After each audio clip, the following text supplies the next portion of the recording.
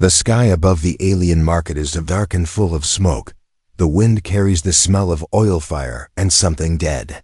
Creatures of many kinds walk between rusty metal stalls. Some are buying, some are selling, most are watching. In the center of the market stands a steel cage. Inside the cage is a tall female alien with gray skin and glowing scars on her arms.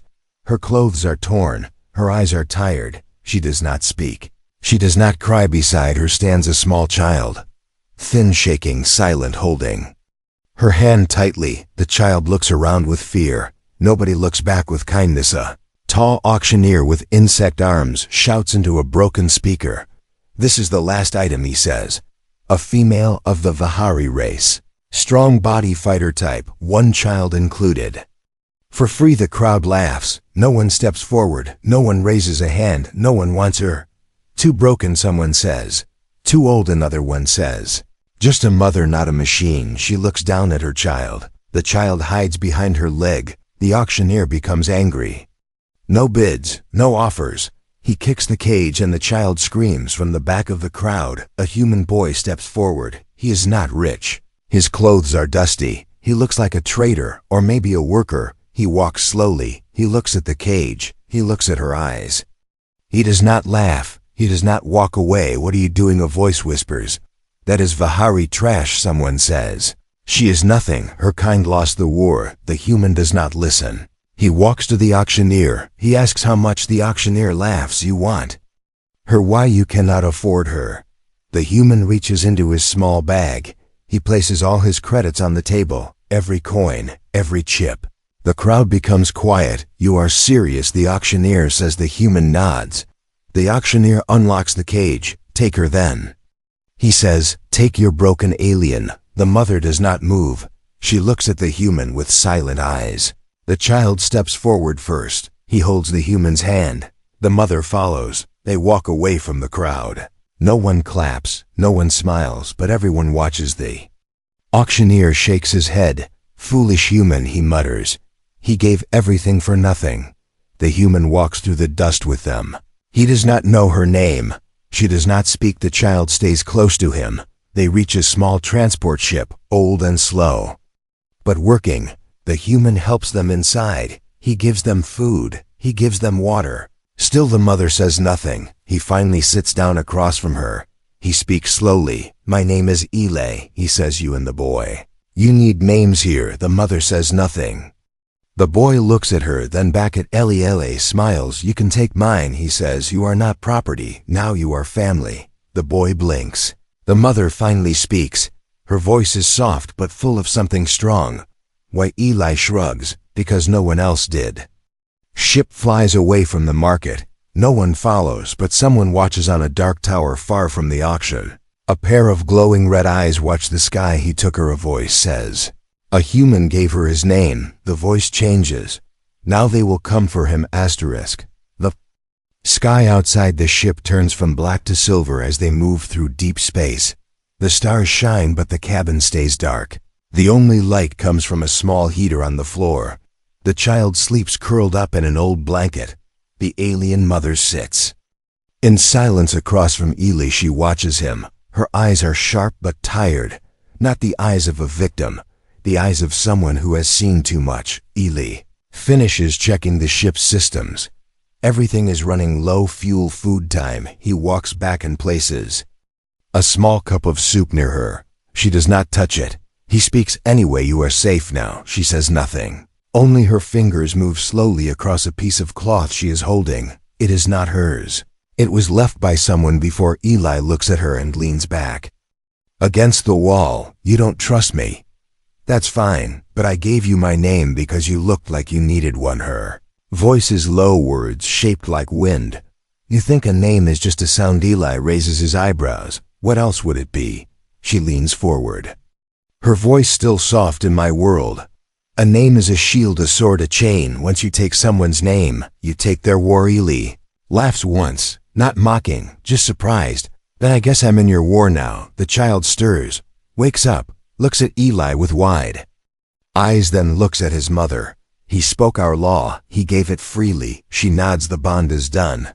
It cannot be broken." Now outside the ship, Beyond the stars, a signal travels fast and visible to human eyes, but not to them, in a fortress hidden in asteroid belts. An old alien commander receives the signal. His hands are metal, his face half scar. He sees the code. He sees her mark. He slams his hand on the table. She was sold. Now she is named again. Who dared to claim her? The command spreads, find the human find. The child bring her back inside the ship. Eli feels nothing yet. He is fixing an old power cable. The child watches and follows his moves. Curious, quiet, small hands reaching for tools. Good at this, Eli says. You learn fast. The child smiles. It is the first time Eli sees him smile. He walks back to the cabin where the mother now holds the soup. She drinks. Only a little, but enough. She speaks again. My name was Kyrene once I left it behind. It caused too many deaths. Eli nods, but says nothing. She continues. I led armies, not because I wanted to, but because they needed someone. Then we lost. They burned our cities, took our children, put prices on our names. Eli listens. He hears pain under her calm voice. He hears strength that refuses to die. You gave us a new name, she says. That means we fight under it now. I didn't ask for a war. Eli replies. Kyrene looks at her child. You did not. But it will come anyway. The ship reaches an old moon. Empty, dead, but quiet. Eli lands it near an abandoned shelter. They step outside. The child walks on the dust, feels freedom in his steps. Kyrene looks up. No chains, no cages, but her warrior's mind stays alert. She feels the eyes of hunters. Not now. But soon Eli sets up a fire. They cook something simple. They sit together, still strangers, but not enemies. Later that night, Kyrene walks alone. She looks at the sky, remembers the faces of those she lost, then remembers the face of the boy who gave her a name. Behind a cracked wall, a small machine blinks. A hidden tracker under her skin has started again. Old tech buried deep, forgotten, but never dead. She presses her hand over the spot, feels the heat, the beat inside the shelter. Eli reads old files on his datapad, trying to find out what Vahari names really meant, trying to learn who she was. He hears a sound behind him. Turns. Kyrene stands there. Her voice is calm but heavy. They are coming. I carry a beacon. You saved me, but you also called them. Ali puts the datapad away, looks at her, then at the child who sleeps again near the fire. Then we fight, he says. Whatever it takes. Kyrene steps closer. There's one way to hide. We must burn the name you gave. Erase the bond. Eli thinks for a long moment, then shakes his head. I gave you my name. I meant it. Kyrene's eyes close for a second. A breath. A silent respect. Then we prepare, she says. We don't run far away. The hunter ship changes direction. Moves fast, drawn by an old signal. The war she left behind now moves toward her again. And this time, a human name is part of the battlefield. The night on the dead moon feels too quiet. The air is cold. The fire burns low. Eli checks the perimeter again. His hands are dirty, his eyes tired, but he does not sleep inside the shelter. Kyrene sharpens a broken blade. The child hugs a worn blanket. Dreams whisper in the dark, dreams full of screams and fire. Suddenly a light flickers outside, not from the stars, not from the fire, but from the sky. A shadow moves fast above them. No sound, only presence. Eli steps out. He looks up. A dark shape disappears. Behind the rocks he rushes back, and Kyrene is already standing. She holds the blade tight. They have found us, she says. They are here. Eli takes the child, wraps him in his coat, places him in the hidden cellar below the floor. Do not come out, he says. Unless we call. The child nods. No tears, just wide eyes outside. Footsteps in the dust. Slow, heavy mechanical carrion pushes Eli behind a wall. Let me go out first, she says. No, you will die, he says back. Then we both die together, she replies. She steps outside. The moonlight hits her scars. A figure stands before her, covered in armor, holding a staff that glows red. Kyrene Val, says the voice. You are claimed by the blood directive. You belong to us. She lifts the blade. Not anymore, she says. I belong to a name now, a free one. The figure moves fast. The staff strikes. She dodges, but not fast enough. The blade cuts his arm. Sparks fly. But she falls back. Eli jumps in holding a tool, like a weapon. He swings once. Then again, he's not trained, but he fights. The figure grabs Eli, lifts him in the air. "You gave her your name," he says. "Then your blood pays the price." Kareen throws a piece of metal. It hits the staff. It drops. She leaps, a scream not of pain but of fire. She slams into the figure. They crash into the dust. She does not stop. She does not hesitate. The battle is fast, sharp, then quiet. The armored figure does not rise again. Kareen stands over the broken body, breathing heavy blood on her arms. Eli sits up, bruised, but alive. "You should have left me," she says. "I warned you." Eli shakes his head. "And miss all the fun." Never. They pull the body inside. Check the armor. A symbol burns across the chest. A black circle with 3 red claws. Kareen looks away. Old pain rises in her face. "Who were they?" Eli asks. "The trackers, the takers, the ones who made me what I was." She opens a panel on her shoulder. Inside, a light blinks slowly. "A hidden tracker. They put this in me when I fell," she says. "A reminder. A leash. Can we take it out?" He asks. "If we try and fail, it burns me from the inside." She replies, "If we wait." They follow. The child crawls out from the cellar. He looks at her arm, then at Eli. "Can you fix her?" he asks. Eli kneels beside her, looks at the tracker. "Old alien tech, wired deep maybe," he says, "but not with what we have here." "Then we go," Kareen says. "We find somewhere safe. You fly." I watch. Eli nods. But something stays in his mind. Later that night, he sits alone holding a tool, not working, just thinking. She chose to fight. She chose to protect.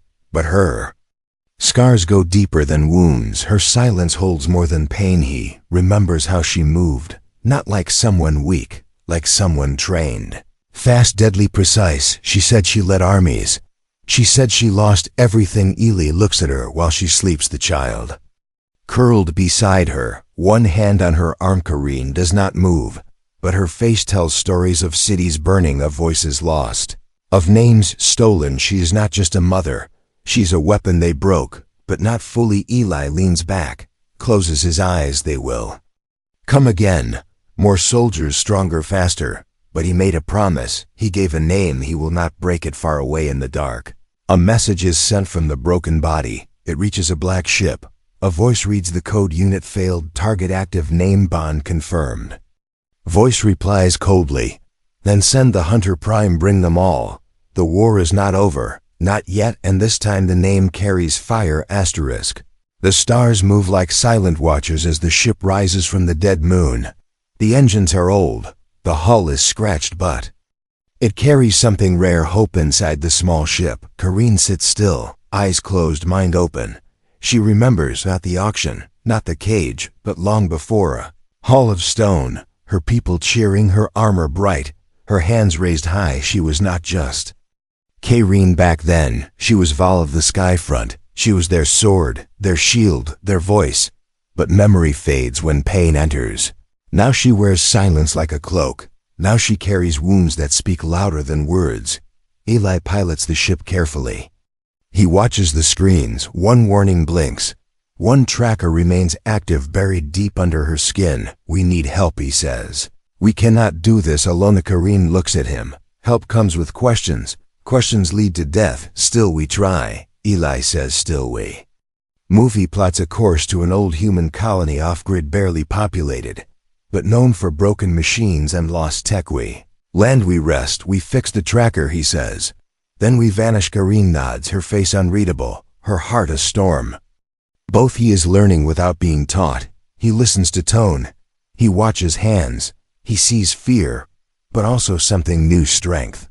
The ship lands near a canyon. Rusty walls, winds full of ash, old shelters made from scrap and silence. A woman meets them at a gate. She wears tools instead of weapons. Her eyes sharp, her back straight. Eli calls her Mara, an old friend, once a fighter, now a fixer. He tells her only half the story, just enough. She agrees to help, not for credits, but for loyalty. They place Kareen on the table. Mara scans the tracker, alien design layered deep, wrapped around nerves. "You sure about this?" she asks. "This is no simple tag. This is a trap." "Do it," Eli says. "We take the risk." Kareen looks at him. If I scream, do not stop, she says pain means. I still live, the child grips her hand. Eli grips the child. Mara begins, sparks fly. Lights flicker, metal screams. Kareen does not, she grits her teeth. Her eyes stay open, seconds stretch like hours. Then silence. The tracker lies in pieces, smoking dead. Kareen breathes slow, heavy, alive. Mara steps back, wipes sweat from her forehead. That was not tech, that was a message. What kind of message? Eli asks. The kind meant for war. Mara replies, you just removed the seal from the last general. Carrying sits up, her breath steady now, her eyes clear, her scars glowing faintly. They know now, she says, they know I am free. Mara looks at her. You were one of them. One of the Legans. Kareen does not answer. She does not need to. Eli steps outside. The sky is darker, now a storm.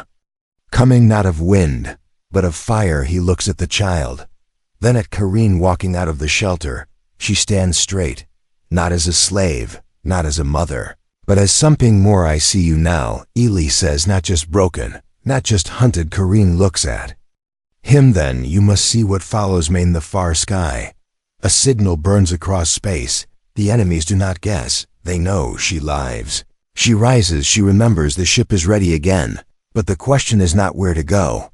The question is what to become. We can hide, Eli says, but it won't last. We fight, Kareen answers, not for glory, not for revenge, but for the child, for the name you gave. Eli nods. He touches the broken tracker. He feels the weight of what he started. We need others, he says. People who believe. People who stand when others run. Then we call them, Kareen says, not with orders, but with truth. Mara gives them old maps, old names, old contacts, a mechanic, a soldier, a smuggler, a healer, the kind of people forgotten by the galaxy, but not broken. They begin the journey, not fast, not loud, but clear. Each step forward, each star passed, each choice made. The last general does not hide anymore, and the war that once buried her now moves toward her again. The stars blink slow as the ship glides between dark worlds. Inside the cabin, small lights glow on the panels. Eli leans over the map. Kareen sits across from him. The child sleeps with a wrench in his hand. They are not running, they are building. One contact at a time, one call at a time, one name at a time. The first to answer is a woman named Juno, once a combat pilot, now a farmer on a desert moon. She arrives with grease on her hands and steel in her voice. You gave her a name, she says. Then, I give you my wings. The second is a healer named Bale, old and quiet. He lost both legs in a war no one remembers, but his heart beats like a soldier's drum. He brings medicine, but also ideas. The third is a smuggler named Ty, quick hands, quick words, eyes that see trouble before it moves. He brings maps, routes, and secrets. They gather on a cold plain under silver skies. No flag, no leader, just purpose. Carrying stands before them. Not tall, not proud, but clear. I do not ask for loyalty, she says. I ask for belief in the boy who gave me a name, in the child who deserves a home, in the chance to make a different kind of stand. They listen. Some nod, some stay quiet, but none walk away. Eli watches them all. He does not give orders. He shares ideas. He draws traps in the dust. He marks weak points on stolen blueprints. He speaks like a builder, not a general. Carrying watches him. She sees the way they follow him, not from fear, but from trust. This is the human way, she thinks. Not perfect, not planned, but alive. They find an old bunker buried in the mountain, forgotten by war, untouched by maps. They clean it, they fix it, they turn it into home. The child laughs as he helps. He wears tools like toys. He calls Juno Aunt, he calls Bale Grand, he calls Ty Face. Kareen begins to smile again, only a little, but enough. She trains them, not with commands, with rhythm, with breath, with movement. She teaches Juno how to fly low without being seen. She shows Bale how to read alien wounds. She helps Ty understand enemy signals, and Ailey, she teaches him to fight not with rage, but with reason. He learns fast, but not perfect. He stumbles, he bleeds. He gets back up. One night they gather around a fire. No one speaks for a while. Then Ty asks the question they all carry. They will come. Soon, what happens when they do? Eli looks at Kyrene, then looks at them all. Then we show them what a name means, he says. We show them what family becomes in the dark sky far away. The enemy moves closer, ships shaped like knives, engines that whisper. Like death, the Hunter Prime reads the last report. She trains her eyes on the map. She sees the pattern. She knows Kyrene is not hiding. She is preparing. Send everything, she says. But leave the human alive. He must see what faith costs back in the bunker. Eli builds signal jammers. Juno modifies drones. Ty rigs the tunnels. Bale places emergency packs in the escape routes. Reen sharpens old blades, not to use, but to teach. The child draws pictures of them all on the wall of the main room. Writes names in big letters. Eli, Kyrene, Ty, Juno, Bale, Hung. Kyrene sits beside him. He shows her a new drawing. It is her smiling, holding the Earth flag in one hand and the child in the other. She does not speak. She just holds him close. Eli walks in. He sees the picture. He does not smile, but his eyes soften. You belong here, he says to her. You always did. The night before the storm.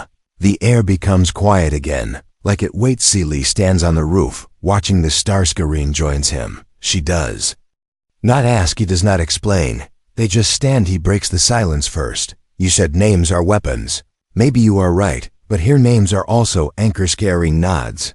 Her voice slow, then hold the line. Anchor boy, because the sea is coming. Asterisk. The ground does not shake yet, but the air feels different, like it knows something is coming. Like it remembers the sound of war. Juno tightens the last bolt on the turret mount. Her face set, her fingers fast. She hums an old song, not for joy, but to silence the fear. Bale lines the walls with medical packs, his hands calm, his eyes heavy. He whispers a prayer in a language no one else knows. Ty vanishes into the tunnels with tripwires and codes. He does not say where he goes, only that he will be seen when needed. Eli checks the shield power one last time. The lines blink yellow, not green, but not red. Kyrene walks past him. She does not speak. She wears old armor patched with new plates. One piece carries a human symbol, a small silver line, the mark of the name. He gave the child watches from the control room. He holds a small device made by Eli. It blinks softly. Safe for now. Then the sky cracks. Black ships pour out like falling knives, silent, heavy, sharp. The first strike hits the outer field. Dust flies. Lights flash. The alarm sings. Eli runs to the center post. Juno lifts the gun. Bale takes position. Ty's traps light up underground. Karen walks to the front. Alone they come fast. Soldiers in armor, eyes without color, voices without sound. Kyrene moves through them like wind through fire. Every motion speaks of memory. Every strike holds a name. Juno calls for backup. Eli joins her. His aim not perfect, but sharp enough. Ty's bombs shake the tunnels. Smoke blinds the eyes of the enemy, but they keep coming. Bale pulls two wounded allies to cover. He bleeds from one arm. Still he works. Still he breathes. Then the Hunter Prime lands. She steps out of her ship like a storm walking. Her armor black, her face hidden, her voice sharp as blades. Garenval. She says, you broke the chain. You took a name not your own. She lifts her weapon. Surrender the human, or see him broken under your new home. Kyrene stands still. The wind picks up. Dust dances at her feet. He gave it freely, she replies, and I return it. With everything I am, she charges. The fight is not clean, not perfect. It is pain and power, and past Eli runs toward the signal source. He breaks through wires and locks. He reaches the core inside. He sees Ida device, not just a tracker, not just a signal, but a gate. They are not just here. They are calling more. He places a jammer on it. It blinks red. He hesitates, then slams it in. The power surges outside. Kyrene falters for a breath, then strikes harder. Juno screams into the come. We are breaking. Where is Eli? The child hears it. He runs, small feet, big heart. He finds Eli in the core room. Eli stands in smoke, one hand burned, eyes focused. The child runs to him. You are hurt. Eli kneels. Not now, kid. We finish this. He lifts the final piece. The child helps him place it. The jammer completes. The gate pulses, then dies. The ships above stutter. The enemy loses link. Confusion spreads. Kyrene feels it. She rises like fire reborn. The hunter prime stares you. Fight like them now, she says, not clean, not proud Kareen. Answers, no, I fight like myself. She strikes one last time, the enemy falls, the sky clears. Smoke fades, Juno limps toward Eli. Bale carries Ty with help, the child cries, but does not leave. Eli's sight, Kareen walks slowly, blood down her leg, dirt on her face, but her eyes are full. Eli looks at her. So did we win? She kneels beside him. Not yet, but we remembered how she touches his chest where the name sits. You gave it when no one else would. I carry it now. Not as a gift, but as a promise. They sit in the dust surrounded by what remains. The fire does not burn now, but it waits, because this name, the one he gave it, echoes. The fire burns low now. The sky has opened again, not with ships, not with weapons, but with quiet. Dust settles where battles once screamed, metal cools where blades once burned. The bunker stands cracked, but alive inside. Eli sleeps on a medical pad. Bandages across his side, wires connected to his wrist. His chest rising slow but steady. The child sits beside him, one hand on Eli's arm, the other holding the same small device, still blinking, still safe. Kareen walks through the corridor. Her armor dented, her shoulder wrapped, but her steps are strong. She enters the room, sees the boy, sees the man. She does not cry, but her breath catches for a moment filled with memory, pain, and something new. She kneels beside the boy. He looks up. Will he wake up? He asks. Yes, she says. Because he is stubborn, because he is kind, because he is human. She places her hand over Eli's, feels the pulse slow, but present. She stands again, walks outside. Juno waits near the broken turret. Bale repairs a cracked pipe. Ty sits against the wall, sipping recycled tea. They look up as Kareen steps into the sun. They nod. She nods back. No medals, no orders, just respect. Juno speaks first. The signal hub is destroyed. They cannot find us now. Bale adds, the wounded are stable. The boy never left his side. Ty smirks. They brought a war, but they lost to a family. Kareen looks toward the hills. Smoke still rises in the far distance, not from battle but from memory. We must decide, she says, this place, these people, what do we become? Juno answers without thinking, we become free. Bale speaks slow. We become more than what they made us. Ty lifts his cup. We become what scares them. Together Kareen walks to the top of the ridge. The wind plays with her hair. The sunlight paints the edge of her scars. She closes her eyes, not to forget, but to remember. She remembers the cold cell, the empty auction, the hand of a stranger reaching out. She remembers the name he gave, not with pride, but with weight behind her.